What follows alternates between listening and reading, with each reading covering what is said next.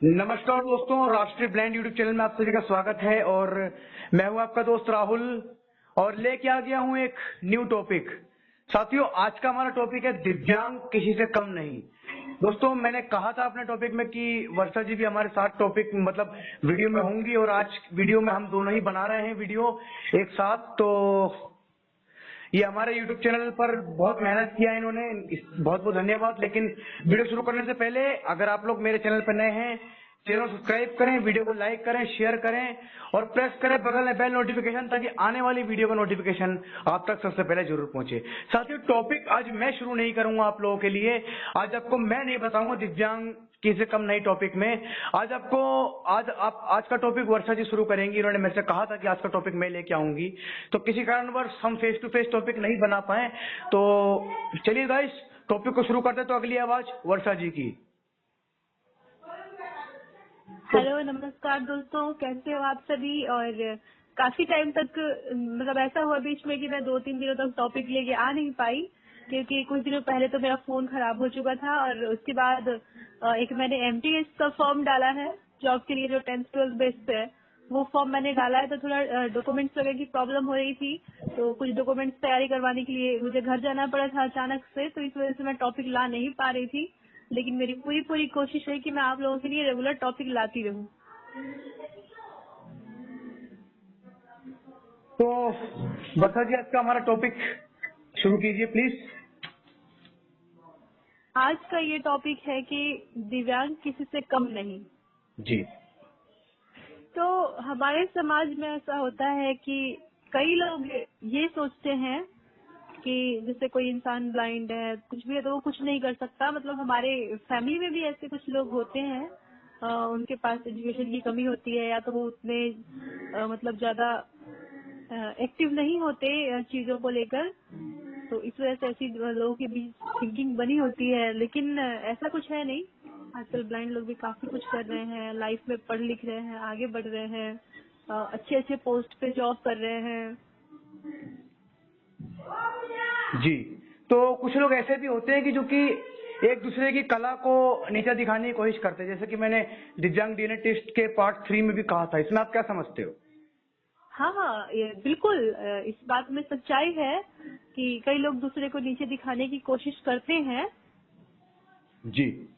तो लेकिन हाँ, किसी शायर ने भी क्या खूब कहा है, हमारी बुराई भी वही लोग करते हैं जो कभी हमारी बराबरी नहीं कर सकते।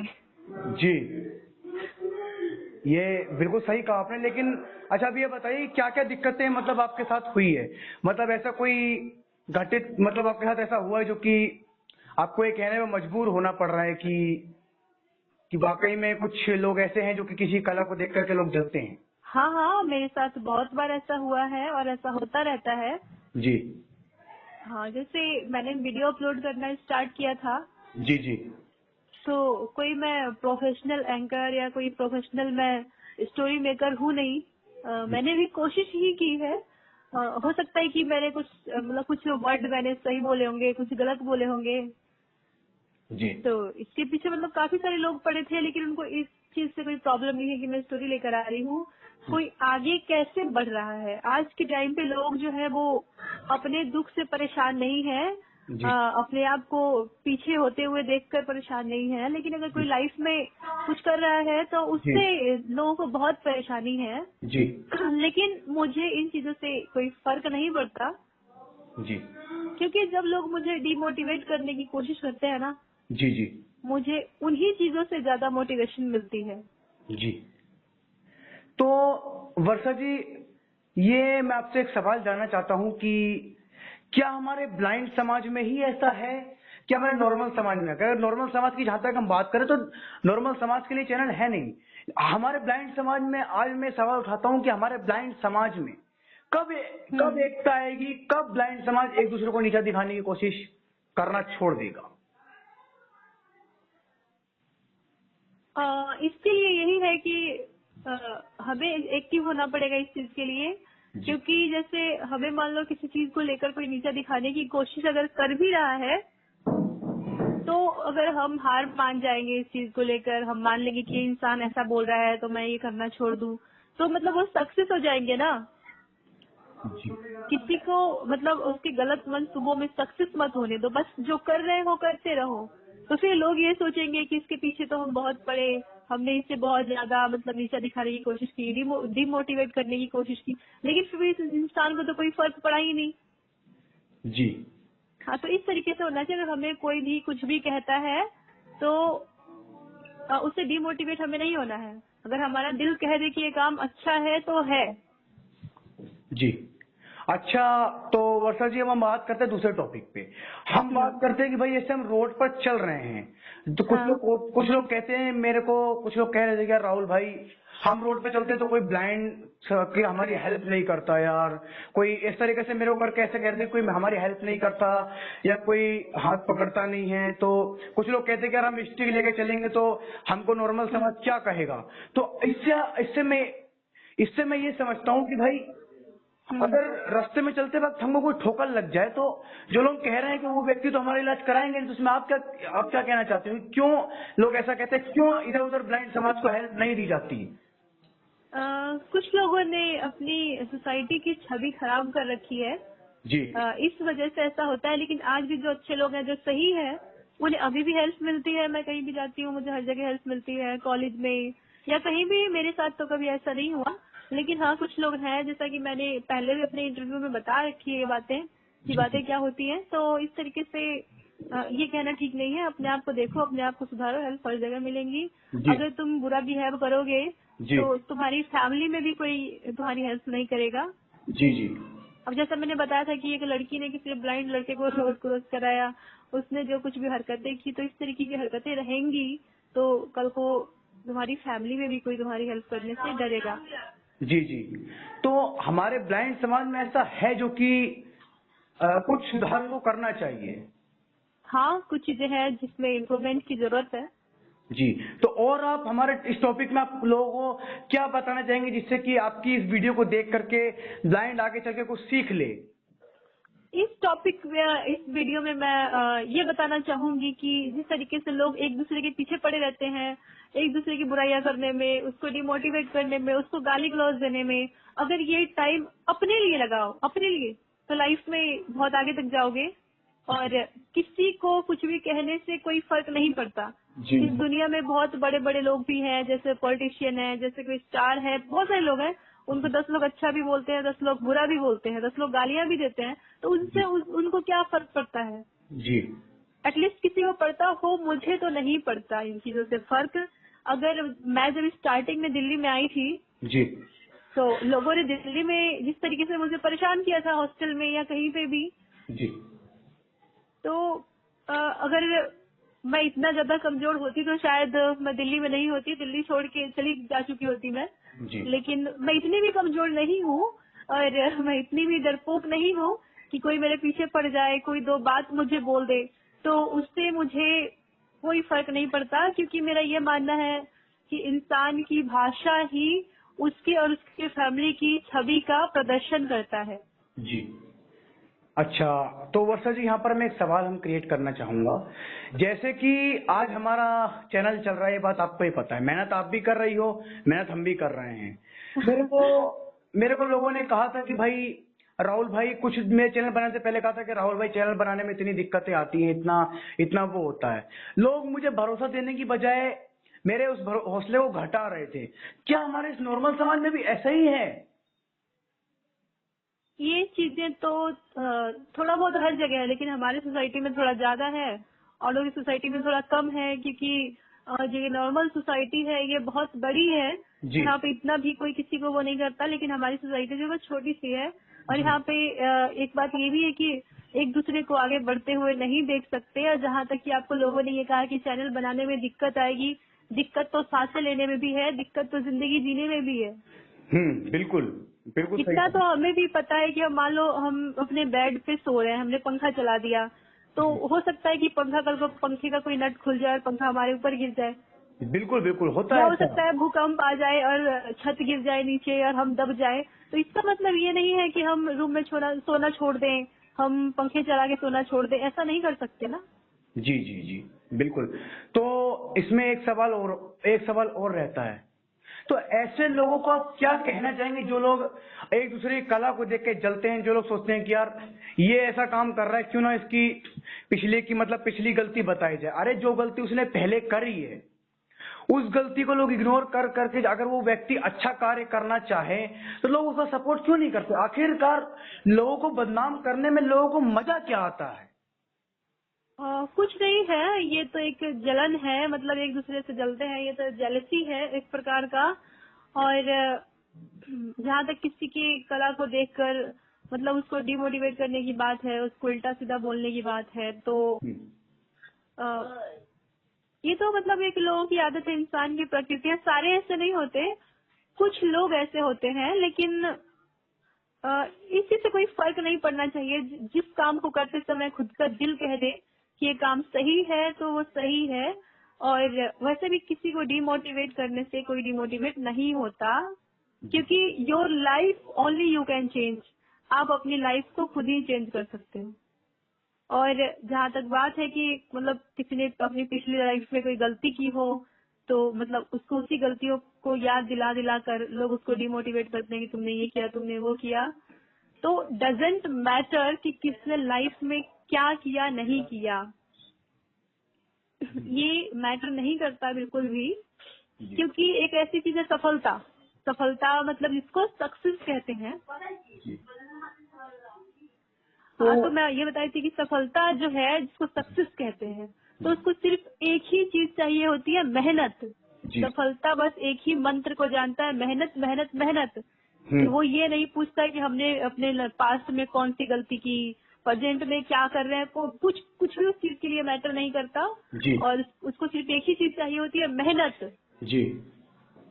उसको और कुछ नहीं, जब कुछ भी किया वो पास्ट है और गलतियां भी इंसानों से ही होती है, तो ये मैटर नहीं करता, ये चीजें मैटर नहीं करती लाइफ में। और जो इंसान मेहनत कर रहा है तो कोई फर्क नहीं पड़ता। और एक थे वो महर्षि वाल्मीकि जी, वो भी अपनी लाइफ डाकू थे, मतलब वो भी एक समय में अपना मतलब उनका भी वो था, लेकिन सारी चीजों को छोड़कर उन्होंने भी इतना बड़ा ग्रंथ लिखा जी। देखिए कोई व्यक्ति क्या कर रहा है क्या नहीं, मैं तो वैसा ये समझता हूँ कि किसी व्यक्ति को अगर अच्छे काम में सपोर्ट नहीं कर सकता इंसान, तो उसको बुरा कहने का भी उसको कोई अधिकार नहीं है। हाँ, ये तो बात सच है कि कोई किसी के अच्छे कामों में सपोर्ट नहीं कर सकता, तो किसी को बुरा कहने का भी कोई हक नहीं है, वो बात समझ में आता है। लेकिन अगर लोग बुरा बोलते हैं तभी तो आगे बढ़ने का मजा आता है। बिल्कुल बिल्कुल, ये भी बात आपने सही कही।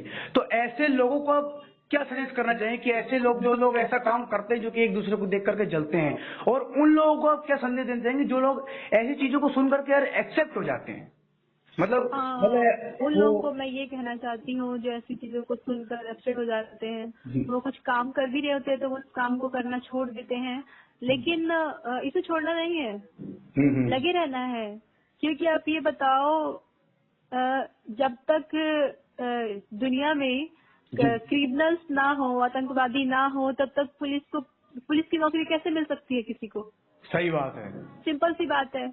तो जब तक कोई बुराई नहीं करेगा तब तक आगे कैसे बढ़ोगे? क्योंकि जब कोई बुराई करता है, जब कोई डिमोटिवेट करने की कोशिश करता है, तभी तो मेहनत करके आगे बढ़ने का मजा आता है। बिल्कुल बिल्कुल। एक मतलब दिल में जुनून सी होती है कि इस इंसान ने मुझे ऐसा बोला, इसको लाइफ में दिखाना है ये करके।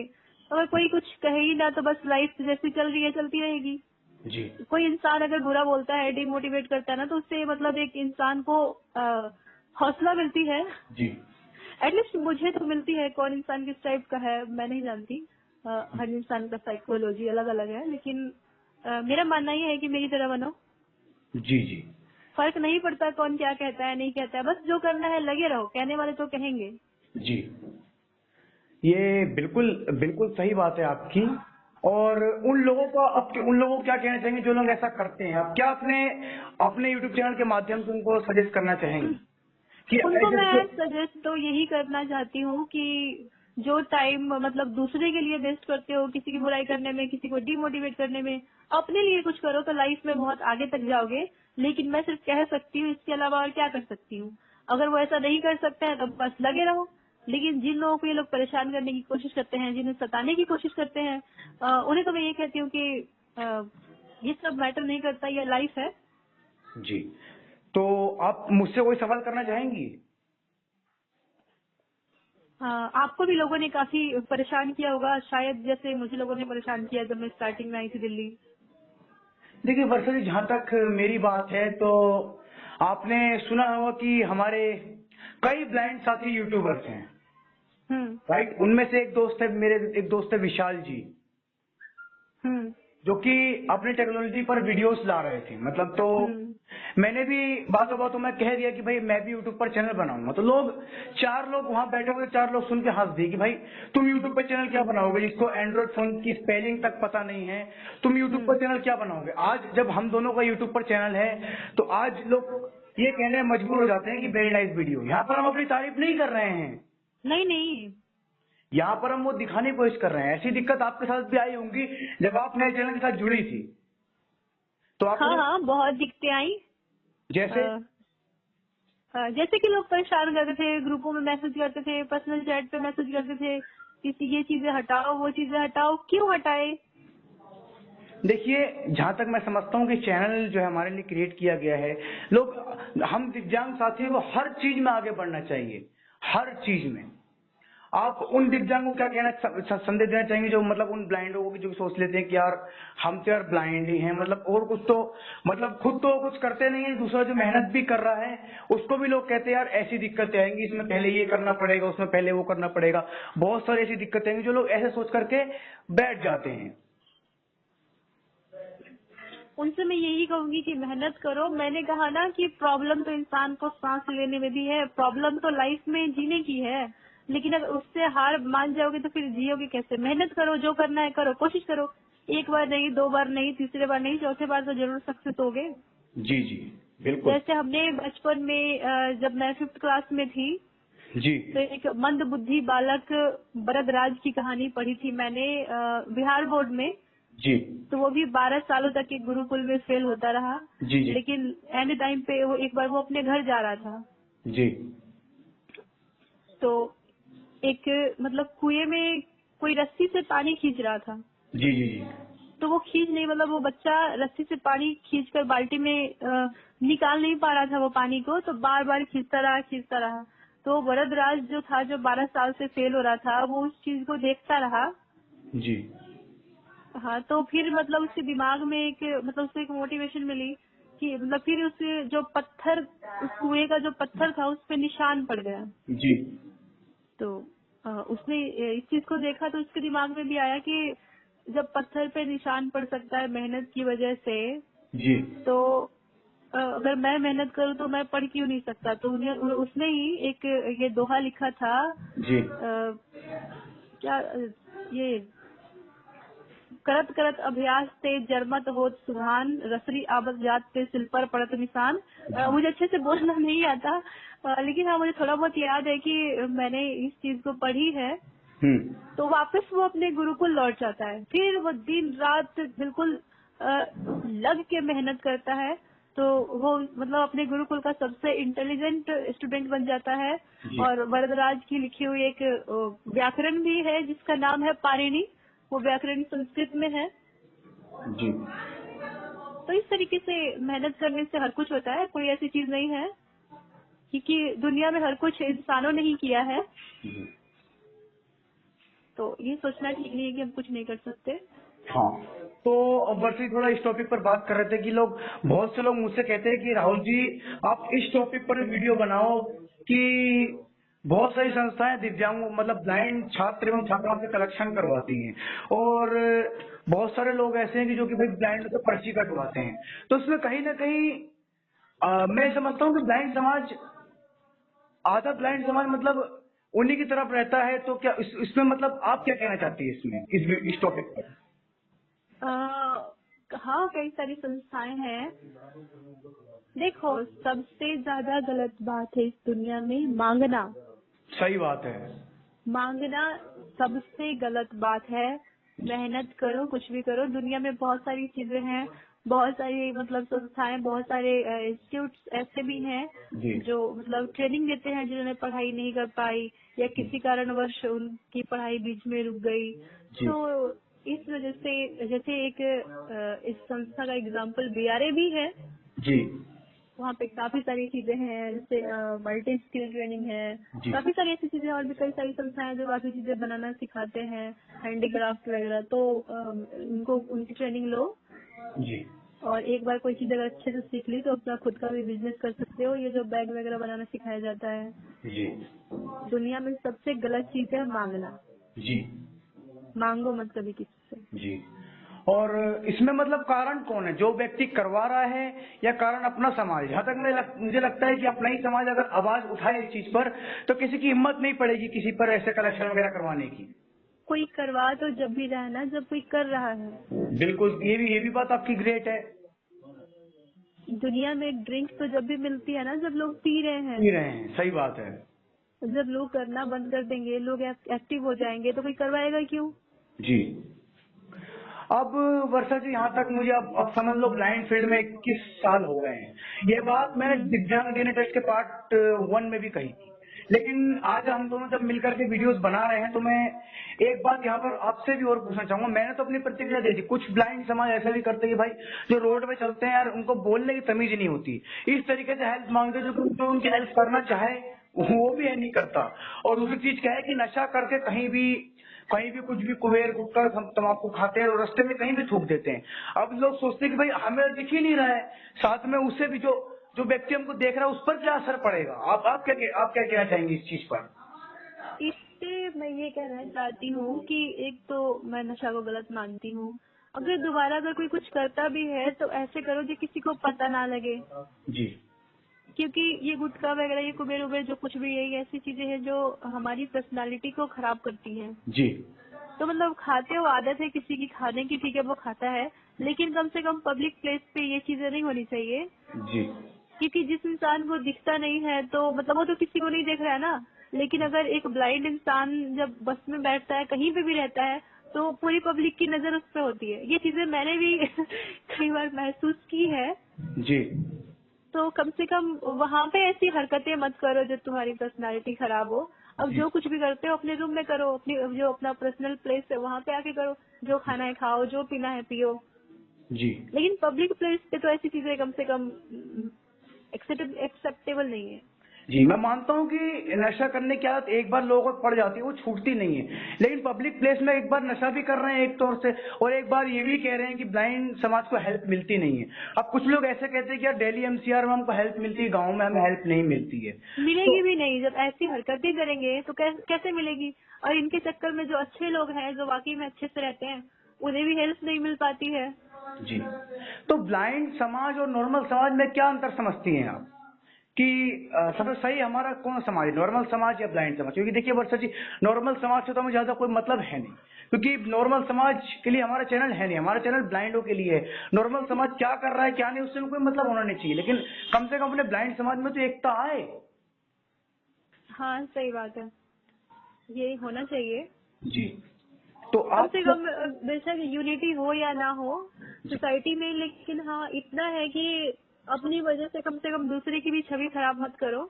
जी क्योंकि एक इंसान अगर कोई ऐसी हरकतें करता है तो हर कोई बदनाम होता है। क्योंकि जहाँ तक बात नॉर्मल सोसाइटी की है, तो वो लोग कुछ भी करते हैं वो देख के करते हैं कि हमारे पास कौन है, हमें कौन देख रहा है नहीं देख रहा। जी लेकिन जैसे ब्लाइंड लोग हैं तो वो ऐसा नहीं कर, उनको पता नहीं होता कि हमारे हमारे आसपास में कौन है, कौन देख रहा है। तो कुछ भी कर रहे हो सेफली करो मतलब जिसका जो मन करेगा। हर इंसान को अपनी जिंदगी अपने तरीके से जीने का अधिकार है, लेकिन उस चीज को तरीके से करो जी कि कम से कम कोई रॉन्ग मैसेज अदर सोसाइटी में ना जाए। जी। तो अब वर्षा जी, इसमें आपसे मैं एक चीज की प्रतिक्रिया हो जाना चाहूंगा कि मैंने बहुत सारे लोगों का इंटरव्यू लिया।